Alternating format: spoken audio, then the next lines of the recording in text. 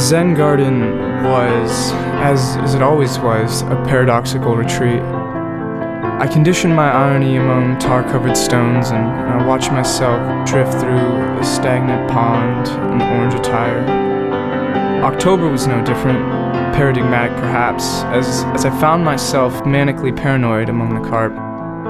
We smoked bowls together and made a merry old time of it, so I didn't quit. But occasionally in those weeks, I held the stagnant surface in high regard, but the air never quite held me. The amphetamine pills did, though, so I took them when I wrote. I conditioned myself among the best of my class. They spoke highly of me, so I stayed away.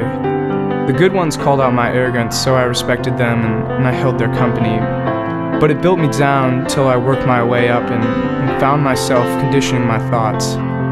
I sat at my typewriter stoned until I fully despised hipster nostalgia. I quit pretending like I was writing in 1950 and finally took control, stepping away from my contemporaries like I was constantly stepping away from Green and all the beautiful ignorance of those I desired. Then I found myself drifting, stagnant between fears of contemporary hipster folly and nostalgia worship.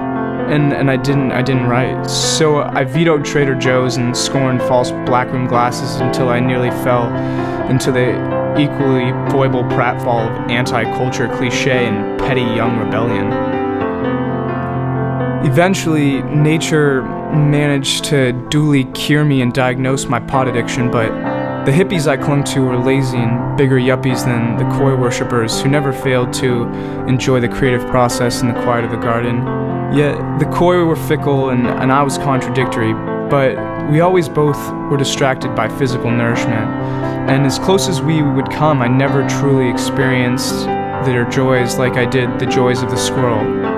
He and I would sit relatively close on crisp mornings and share in the burial of things we might come back to later. And he showed me the importance of burying things down deep. So deep I buried memories, words, images, hunger, and shifting thoughts on the philosophical forms of love in the early pages of my Tops Royale journal, in which I wrote 2 shitty poems back down in San Francisco. The handwriting was mostly legible, but stone calligraphy's abstract tendency often makes translations difficult. But I continued writing, and I constantly passed by my ignorant gray friend, dutifully tracking his progress and comparing my own. Sleepwalking to my room from the library late nights, I would stop and bounce my doubts off of him. His reserved answers often frustrated me until I calmed my thoughts in the green garden and cherished the simplicity.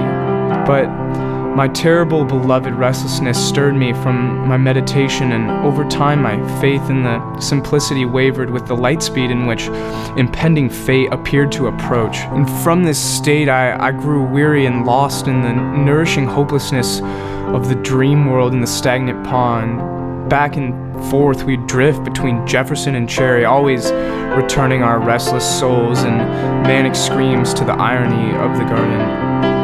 The humor in our irony played no role in our great love of it. It just was. We fed from it as it floated and drifted like us along the surface of that stagnant pond. And I ate what I loved, what I hated. I ate so fiendishly and with the madness of 145 manic pounds until I fluttered down under the weight onto red and yellow leaves of the pond's floor and laid among the fire. And inhaling deeply with painful ambivalence the filtered smoke of this great bowl, the shamelessness with which it poured down the throat of my distant self and invigorated my demons and pained my sensibilities so much that the torment drove me back to my friend the squirrel. I thought deeply on his offer, and we corresponded over lengthy letters for several weeks. I knew he struggled far more in his tormented fate than I, yet I naively dismissed his cautions in our early writing. By the later letters, I had become critical of my own madness and looked to the burial of my memories in the garden's soft autumn soil.